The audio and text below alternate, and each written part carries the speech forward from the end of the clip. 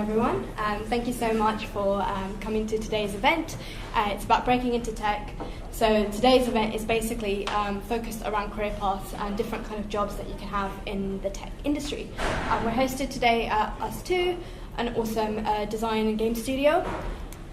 Big up to our sponsors, Halal Eat. It's like a halal version of Just Eat, where it's all halal takeaway food that you can order. So we'll have pizza around from 7:30, and okay, I'm gonna get a bit louder now.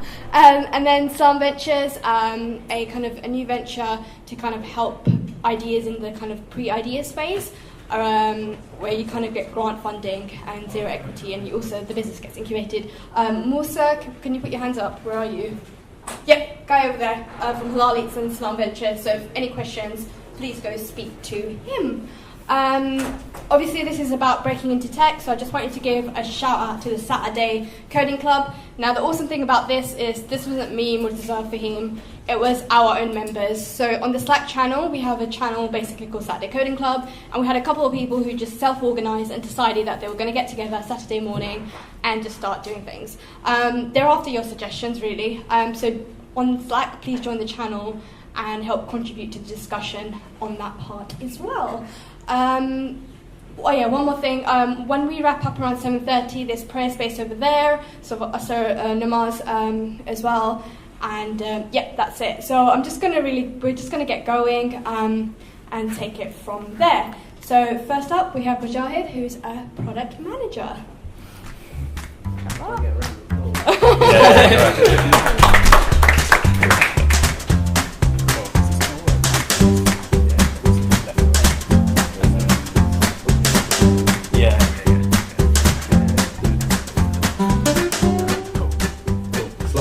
Guys, whoa, that's loud. Thanks for having me here. Firstly, I think this is an amazing event to get like-minded people together and just think about how, firstly, we can get into tech and then make a difference. And I think that events like this is firstly really useful for you guys. Let's kick off. So, breaking into tech as a product manager. So. Cool. So my name is Mujahid Ali. I'm currently a product manager at this company called DAZN. It's basically, to put it in a nutshell, the Netflix for sports. So that's what we're being dubbed as. So exactly the same way as Netflix, you go on and you can watch live sports from Premier League, NBA, NFL, all sorts of stuff. So I do the mobile side of things and manage the mobile apps. I've also worked on side projects such as Halal Mapper and Islamic GPS. Halal Mapper is basically an app to help you find great halal food places around London. I'm here actually with my other co-founder, Saf, and co-founding Islamic GPS, which is an app which helps you discover mosques and Islamic landmarks across the world. So it's first things first, who knows what a product manager is? Can everyone put their hand up? Wow. Is anyone brave enough to explain what they think as a product manager? Cool, go for it. My boss. Whoa, that escalated quickly. Cool, so firstly, what is a product manager? What I guess I want to start off with is, I didn't realise how many people didn't know what a product manager is until my mum started looking, so I'm single, my mum started looking for a wife for me. And I'm sure that you probably know that there's a thing called a bio data or something like that, which is basically a marriage CV. And she'd be like, "So Muj, what do you do?" I'm like, "I'm a product manager, Mum." She's like, "Beta, so you make apps, yeah?" And I'm like, "No, I help build the apps." So then anytime anyone messages my mum saying, "So what does your son do?" They're like, "He makes apps and stuff like that." And I'm like, "So he can make an app for my daughter then?" I'm like, "No, it's not going to work like that." So I didn't realize what people thought was a product manager. So just to give you a background of what other people think is, firstly, what my mom thinks I do, thinks I'm probably some kind of Steve Jobs, which I'm not. But what I want to touch upon is this one. So what I actually do. So imagine Mark Zuckerberg when he first started out creating Facebook, and when in the first like year or few years, he just basically had a news feed and a profile, and he was technically the product manager. And what a product manager is the CEO of the product. And generally this is in large organizations where they have multiple products, and the product manager will look after a product or a set of products. So touching on that, so they're like the CEO of the product. But what they have to do as any kind of business owner or someone who's managing a project, they have to touch on every base within the business, and specifically these 3 areas. So building something that is viable for making a business out of, that is user-friendly, which is the top left corner of the UX part, and that is technically possible, because you don't want to build a rocket for an app. And where we sit is right in the middle. We're the intersection between all of these 3 sections, and we're like the translator between these 3 sections, because a lot of the time business people don't know how to speak to UX or tech people. Tech people might not know how to speak to business people, and I'm not going to go through all of the different options, but yeah. So just to talk you through, I guess, the life cycle of what a product manager is involved in the product development phase. So what a product manager really has to look at is they get an idea thrown at them from maybe a user or someone from business, and they have to bring that idea to life. So imagine I threw you a seed, and then you have to grow that seed, but you don't know how to build that seed. So you have to speak with multiple people throughout the business to be able to say, okay, cool, I can grow this into a lovely strawberry tree, if trees have strawberries on them. But yeah, so that in a nutshell.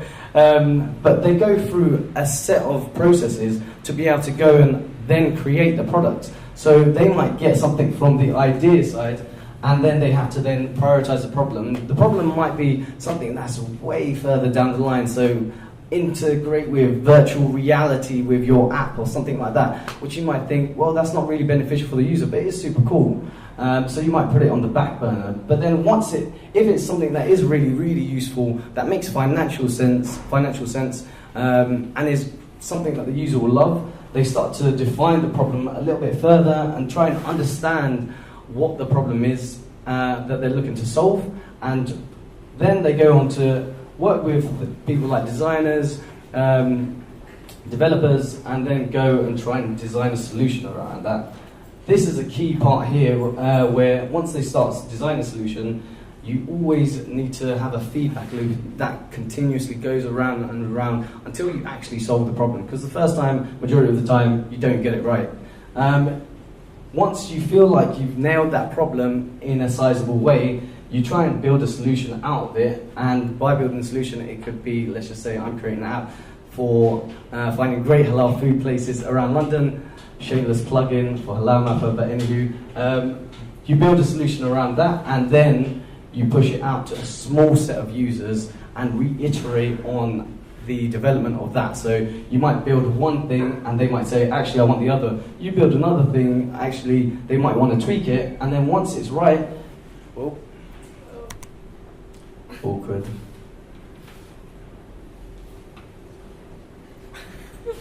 There it is. And once it's right, you push it out to get launched and then announced, which you have to work with the marketing teams and whoever's going to be the vocal part of the business to push it out. So, I guess, what makes a good product manager? So from my experience, I've met a lot of awesome product managers from the likes of Google and BBC and I was about to say Yahoo, but not so much. Yeah, a few other places. But I've also met some really, really bad product managers, and I've got a few tips of what you look out for as a good product manager. So firstly, become the user. So the main thing is trying to step into the user's shoes and trying to understand what they're going through, trying to understand the problem that you're trying to solve here, and use the product like the product would use it. Because being a product manager, you have to have real passion and raw passion for the problem that you're trying to solve. Otherwise, you're just going to get bored. So let's just say I'm working in a live sports streaming app company. if I went to some pharmaceutical company, I might not be as good of a product manager as I could be at this, because I love sports, but I don't like pharmaceutical stuff. So become the user is like the first key thing. The second thing I'd say is don't be a dictator. So this is probably like the worst dictator that's out there at the moment. People don't like, so as a product manager, you're going to have to communicate with people, and what you have to do is set a vision, set the bar, say you have to keep doing this and continuously communicate with these people, but you can't tread on people's toes and be like, you need to build this, because you're not telling them what to build. You should be a collaborative leader and try and understand what the problem is collectively, rather than saying, I've got an idea, do this. If you do that, engineers and designers will hate your guts. Top tip. And then having empathy. So this picture, I feel like, sums it up pretty much. A lot of the time as a product manager, you have to go out there and speak to as many people as you can, and listen to them, and continuously listen to them, ask the right questions, but also try and understand it in a way that you can figure out what the problem is at the end of the day.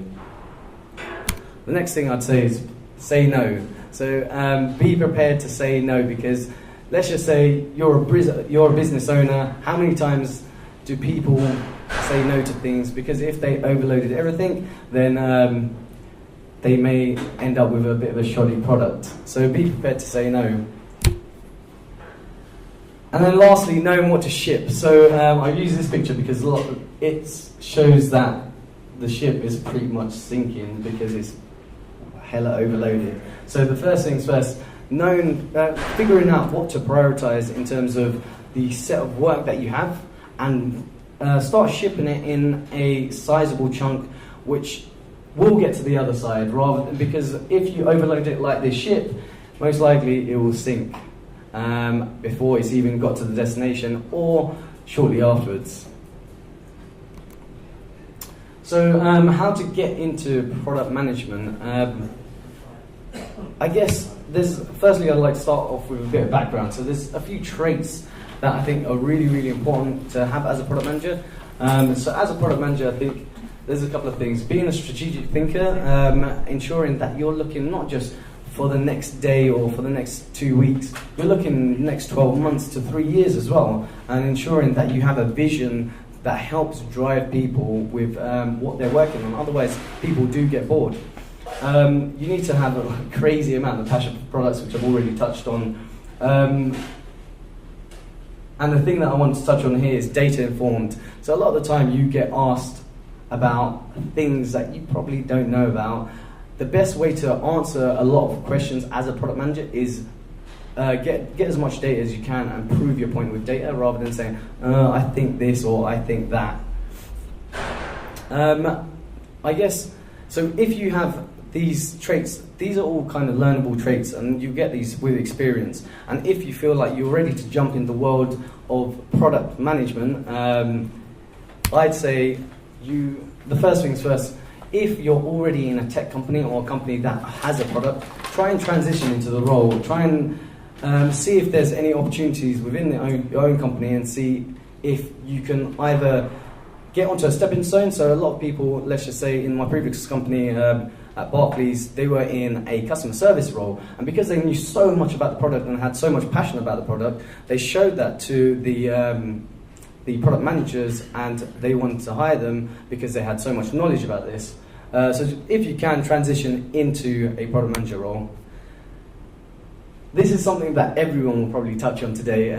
Try and do your own projects. So the best thing to do is work on an iOS app, or work on a wireframe for something, and try and build an idea out of nothing, and start showing people and start communicating to people and try and build something out of that. Because with that, you'll get a hell of a lot of knowledge. Another thing I'd say is, with knowledge, try and learn a few technical skills as well. By learning a few technical skills as a product manager, you'll probably go way further than someone that doesn't have technical skills. And if you do all of these things. Try and network as much as you can. So let's just say if you're not part of a company that has a route through to product management, I'd recommend going to product meetups, meetups like this today. So this is a perfect opportunity to meet someone. I was about to say like me, but not like me. Someone else who's a product manager. If you put your hand up, probably not. So network as much as you can. Try and meet as many people as you can, and try and set up even like spamming people on LinkedIn. I had to go through like loads of spam emails to random recruiters and companies just to get my initial job as a product manager, because a lot of the time this kind of stuff can't be taught. You have to either by chance fall into it or transition into it, or chase after it, and if you have the right qualities, they'll take you on. So just a couple of things that I've read that helps me to become a slightly better product manager. So there's different books like The Lean Startup, which helps you try to understand how to ship lean products. So by creating small increments, sending them off and getting feedback back from the user. And there's there's one link that I've given you that has a really good set of videos that has an intro into product management all the way down to how to become a flourished product manager. And that is me done. Enough friends gifts. You're probably sick and tired of them. Thank you for having me. Is there any questions on the floor? Awesome, thank you very much. Any questions? Don't be shy, honestly. I won't bite. Okay, cool. Cool. Now. I see a question over there.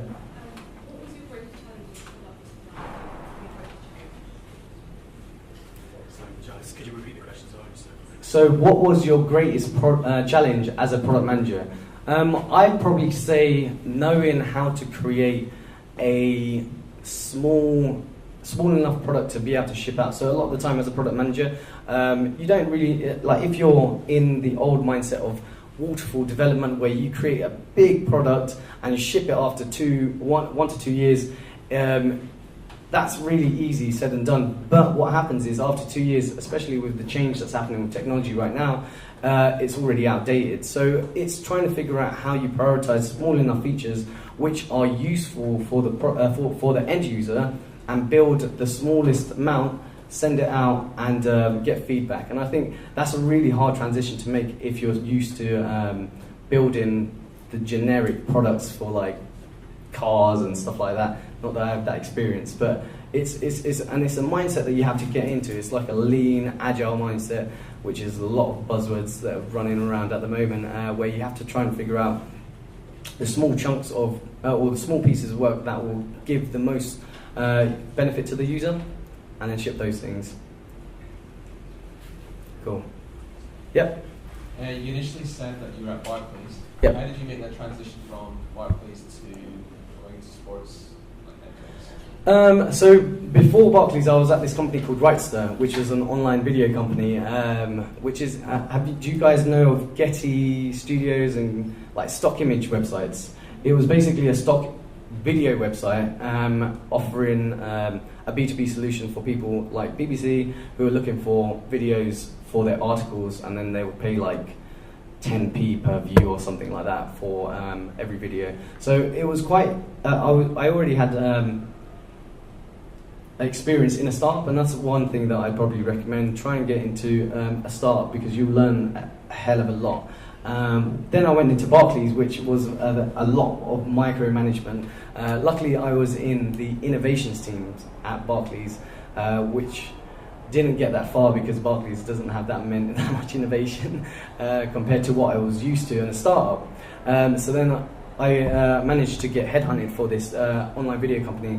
Luckily, it was in online video and sports, and something that I couldn't say no to. So it was quite an easy transition, but from a large corporate company to a startup, it is a big transition that you have to make if you've never worked in a startup before, and you have to think, because everything always changes in a startup, and you have to be very, very pivotal. Is that the right word? Pivotal in your mindset, and be able to react quickly rather than the way that big corporate companies react to certain changes. Cool. So, Walaikum salam. you mentioned that you had side projects, the mapper and the GPS. Yep. Right. Being in a startup can be really, really intense. So how do you share your time to responsibilities across the three? It is really, really hard, and it's very, very intense, I think. It's something that you have to ensure that you have spare time for. So what I try and do is block out like 2 hours every evening as soon as I get home, or a set time over the weekend to be able to progress with these. But what you need to understand is it takes a long time to build a startup, and it's not something that you can build a startup and have it like fully fleshed out and making money by the end of the year, because a lot of the time that doesn't happen. So you need to be really, really patient and understand the progress that you're making and how long that will take for you to, let's just say your end game is to make money or to get to 100,000 users or whatnot. So I always try and slot in certain time to try and work on these kind of side projects, but it is very, very hard, and you'll probably work yourself into the ground, so you need to have a lot of holidays as well. Cool. Just a quick question. What sort of technical background do you have as far as, I suppose, coding and stuff goes? So, alhamdulillah, I'm lucky enough to have taken a computer science degree at City University, and that was really, really beneficial because it helped me trying to understand the logic behind software engineering, how software works, how software is built. I tried to do development. I did it for a while, and I just learned that I kind of didn't really like doing development, and I like to talk to people more, which is where product management fitted in. I didn't really know that I was going to transition into a product management role, but having a technical background does definitely help to become a product manager, just because if you're speaking with designers and developers, majority of the time they will also have technical backgrounds as well. And if you're not able to, the reason why I showed a picture earlier where there was business, user experience, and developers or technical side of things, is because you need to be able to be the middleman between them. And if you're coming back to them and just being the businessman, they're not going to respect you. They're just going to say, oh, well, you don't really know what you're talking about, so I don't really want to talk to you. And a lot of the time it's about trying to understand what all parties have, and having a technical background does really, really help. Thank you very much for your time.